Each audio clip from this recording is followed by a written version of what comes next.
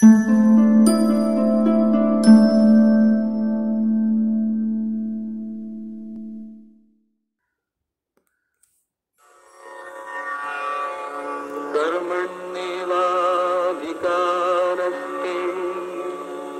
मा फलेषु कदाचन मा कर्मफलहेतुर्भो मा ते सङ्गोऽस्त्वपि कर्मणि।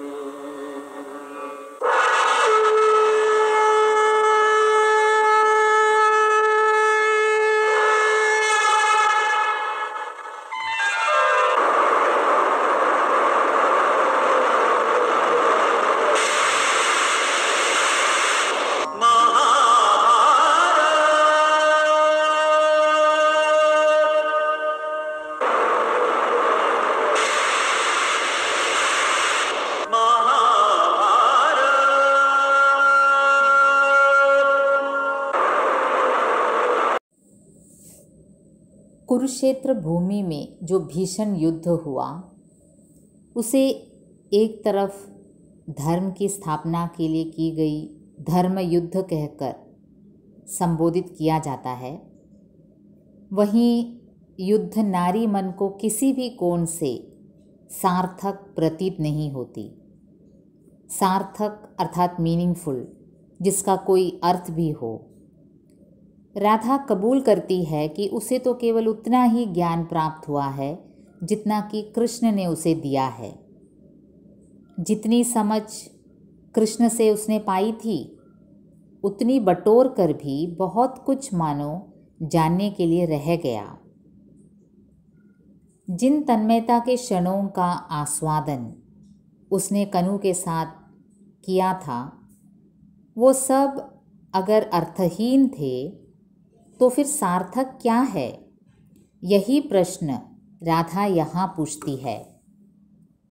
राधा अपने सीमित ज्ञान की अपर्याप्तता कबूल करते हुए कहती है, अच्छा मेरे महान कनु, मान लो कि क्षण भर को मैं यह स्वीकार लूँ कि मेरे ये सारे तन्मयता के गहरे क्षण सिर्फ भावावेश थे, सुकोमल कल्पनाएं थी, रंगे हुए अर्थहीन आकर्षक शब्द थे। क्षण भर के लिए चाहे मैं मान लूं कि मेरे ये सारे तन्मयता के गहरे क्षण सिर्फ भावों का आवेश था, मात्र मेरी इमोशनल फीलिंग्स थे, सुकोमल कल्पनाएं थी, मेरी फैंटेसी थी जो काफ़ी रंगे हुए थे, कलरफुल थे, लेकिन अर्थहीन, मीनिंगलेस। उसमें बस आकर्षण मात्र था, रंगीन था और आकर्षक था। मेरे तन्मयता के गहरे क्षण केवल रंगीन आकर्षक कल्पनाएं थी, इमेजिनेशन थी जिसमें सच्चाई कुछ भी न थी। मैं क्षण भर के लिए मान भी लूँ महान कनु कि मेरे ये सारे तन्मयता के गहरे क्षण सिर्फ भावावेश थे, सुकोमल कल्पनाएं थी, रंगे हुए अर्थहीन आकर्षक शब्द थे। मान लो कि क्षण भर को मैं यह स्वीकार लूँ कि पाप पुण्य धर्माधर्म न्याय दंड क्षमाशील वाला यह तुम्हारा युद्ध सत्य है। अच्छा, हम यह भी मान लेते हैं कि पाप पुण्य धर्म अधर्म न्याय दंड वाला तुम्हारा युद्ध ही सत्य है। मान लो कि क्षण भर को मैं ये स्वीकार लूँ कि जो तुमने पाप और पुण्य का विवेचन किया है, धर्म क्या है अधर्म क्या है, न्याय क्या है, दंड किसको मिलना चाहिए, क्षमाशीलता क्या है, ये सब तुम्हारा युद्ध सत्य है, मैं मान लो। तो भी मैं क्या करूं कनु? मैं तो वही हूँ, तुम्हारी बावरी मित्र, जिसे सदा उतना ही ज्ञान मिला जितना तुमने उसे दिया। जितना तुमने मुझे दिया है अभी तक, उसे पूरा समेट कर भी आसपास जाने कितना है तुम्हारे इतिहास का, जिसका कुछ अर्थ मुझे समझ नहीं आता है। राधा का इस प्रकार का प्रश्न करना भी वाजिब है, क्योंकि जो तन्मयता के क्षण कृष्ण ने राधा के साथ बिताए थे, उस समय तो कृष्ण ने इस प्रकार का पाप पुण्य धर्म अधर्म न्याय दंड की कोई बात नहीं की थी। उस समय राधा के पास सिर्फ प्रणय था और उन दोनों का तन्मयता में लीन क्षण था, जिसमें कृष्ण ने कभी इस प्रकार के तत्व ज्ञान का बखान नहीं किया था। और राधा को क्या लगा था? कान्हा उसका कौन है? राधा को लगा था कान्हा उसका सखा है, बंधु है, आराध्य है, शिशु है, दिव्य है, सहचर है, उसकी रक्षा करने वाला रक्षक है। लेकिन इस सखा ने, इस बंधु ने, इस आराध्य ने, इस शिशु ने कभी इस प्रकार की बड़ी बड़ी बातें नहीं की थी राधा से, कभी पाप पुण्य की बात नहीं की थी। धर्म क्या है, अधर्म क्या है, इसे कृष्ण ने राधा से कभी चर्चा नहीं की थी। न्याय क्या होता है, दंड किसको मिलना चाहिए, क्षमाशील कौन होता है, ये सब बातें कान्हा ने कभी नहीं की थी राधा से। तभी तो राधा भी पूछती है कि मान लो मेरे तन्मयता के गहरे क्षण सब सिर्फ भावावेश थे, मान लो वे सब रंगे हुए आकर्षक शब्द थे जिसका कोई अर्थ न था, लेकिन कान्हा मैंने तो वही सीखा है जो तुमने मुझे सिखाया है।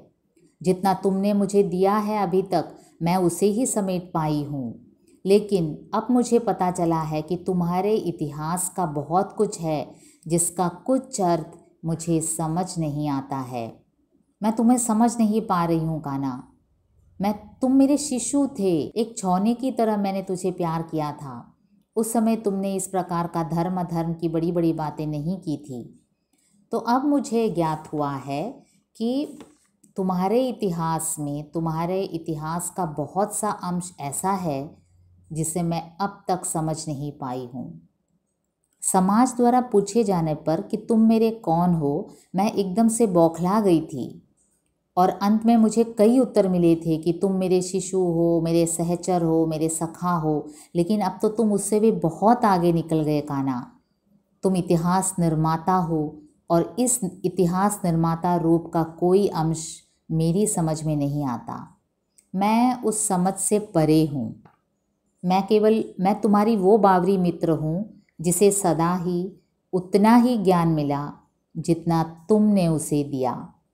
तो यहाँ राधा ये कबूल करती है कि इंटेलेक्चुअली उसका ज्ञान सिर्फ उतना ही है जिसे कृष्ण ने उसे दिया, और वो ज्ञान केवल प्यार की भाषा थी, तन्मयता के क्षण थे।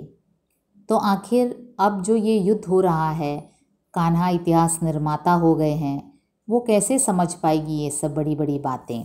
तभी वो प्रश्न कर रही है कि तनिक उसे भी समझा दो कि तन्मयता के वो क्षण सार्थक थे या कान्हा का युद्ध सार्थक है।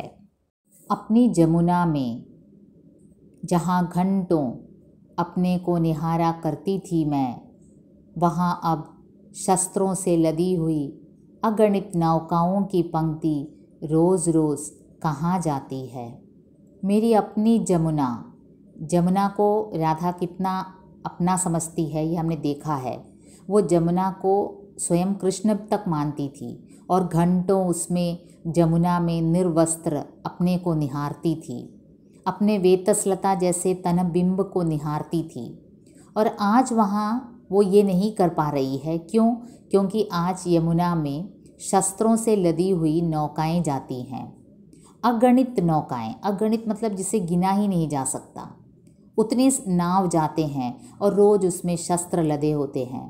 युद्ध की भीषण गंध यमुना तक पहुंच गई है, और जो यमुना एक समय कृष्ण के अभाव में राधा को सुकून देती थी, वहाँ वो घंटों अपने को निहारा करती थी।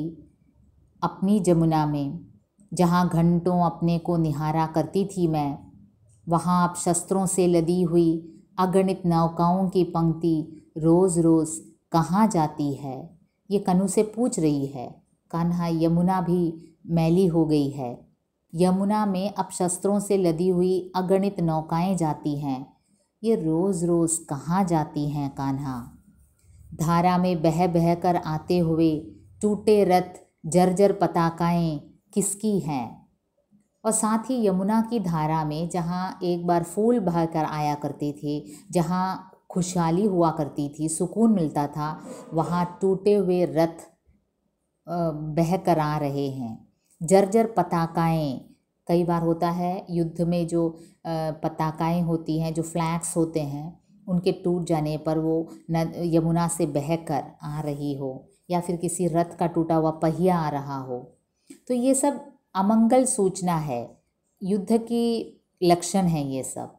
किसी हारे हुए सिपाही का रथ है वो, किसी की पताका है जो एक बार उसकी शान हुआ करती थी, और आज यमुना इन सब से लदे हुए है, टूटे हुए रथ के पहियों से और जर्जर पताकाएं से।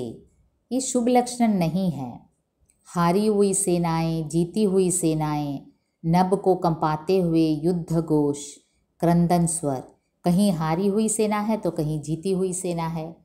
कभी नभ को कंपाते हुए, नभ आकाश, आकाश को कंपाते हुए युद्ध घोष, सैनिकों का जोर से दहाड़ना, और कहीं क्रंदन स्वर, कोई रो रहा है। भागे हुए सैनिकों से सुनी हुई अकल्पनीय अमानुषिक घटनाएं युद्ध की।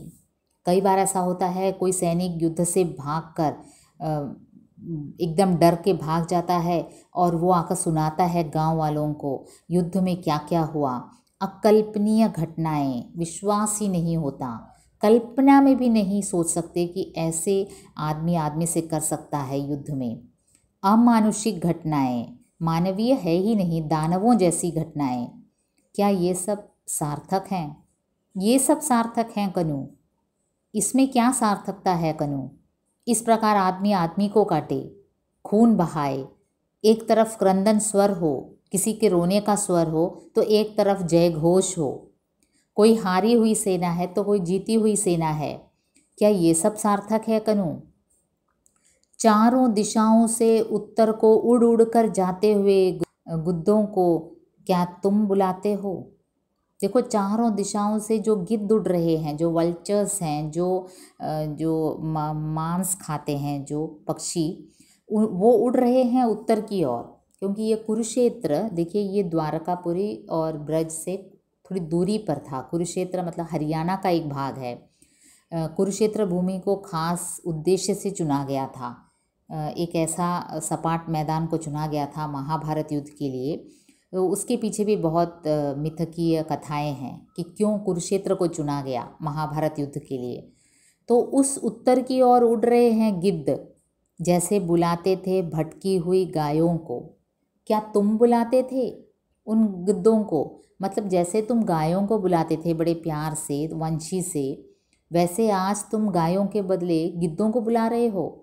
मतलब आज तुम खून के भूखे हो गए हो, तभी तो तुम गिद्धों को बुला रहे हो।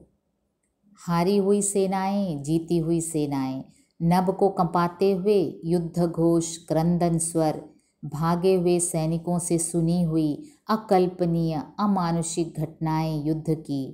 क्या ये सब सार्थक हैं? चारों दिशाओं से उत्तर को उड़ उड़ कर जाते हुए गिद्धों को क्या तुम बुलाते हो? जैसे बुलाते थे भटकी हुई गायों को।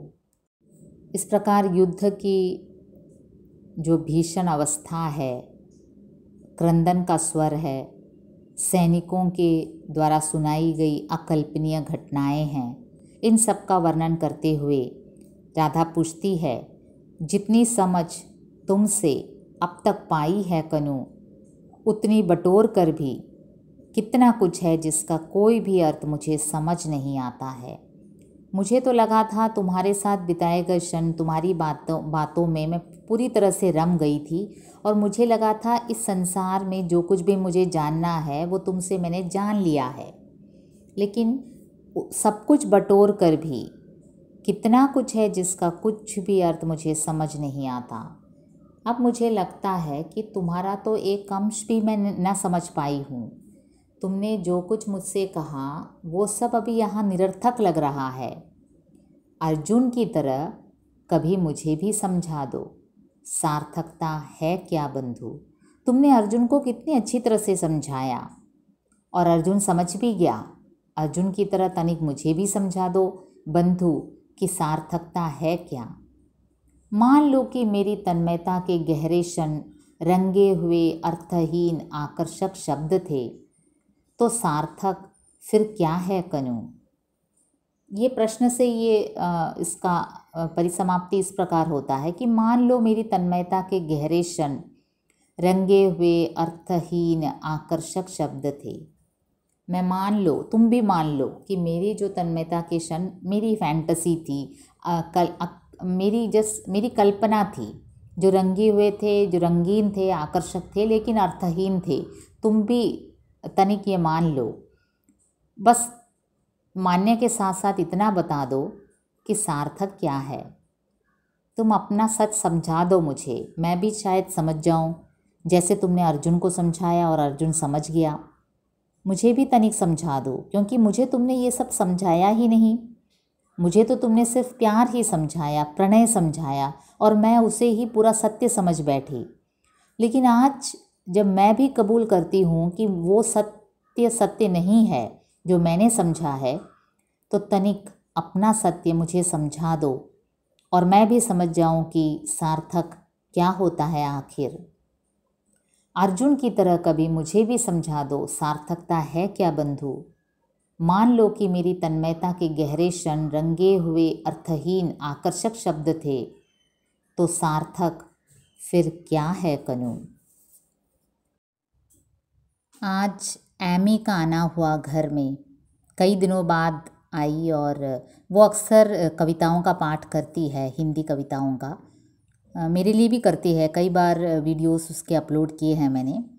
वो कंठस्थ करती है कविता को, और अच्छा भी लगता है जब वो उसका आलाप करती है।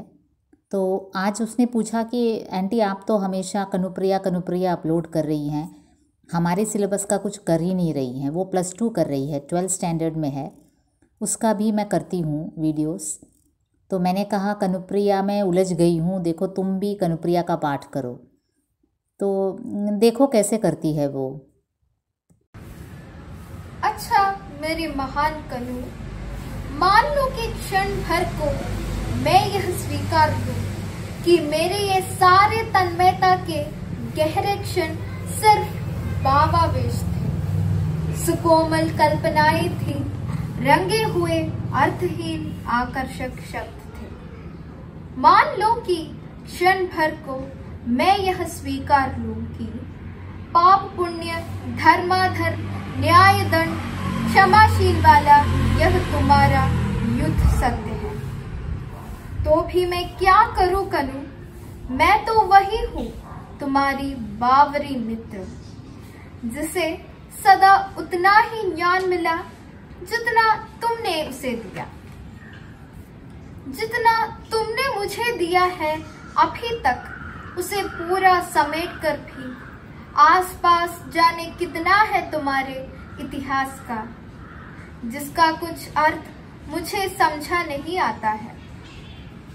अपनी जमुना में जहाँ घंटों अपने को निहारे करती। आंटी ये तो बहुत डिफिकल्ट है। कोई बात नहीं, वो लास्ट वाला थोड़ा टचिंग वर्ड्स है, वो वाला पढ़ लो, टुवर्ड्स द एंड। हाँ, टुवर्ड्स द एंड। अर्जुन की तरह कभी मुझे भी समझा दो, सार्थकता है क्या बंधु।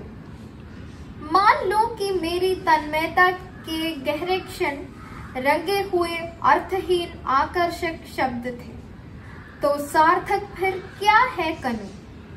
आंटी इसका मीनिंग क्या है। वो ना कनुप्रिया मतलब राधा, उसे छोड़कर कृष्ण चले गए। दोनों में काफी प्यार था, लेकिन कृष्ण जब मथुरा चले गए तो फिर राधा का ख्याल ही नहीं रखा, एकदम अकेली पड़ गई।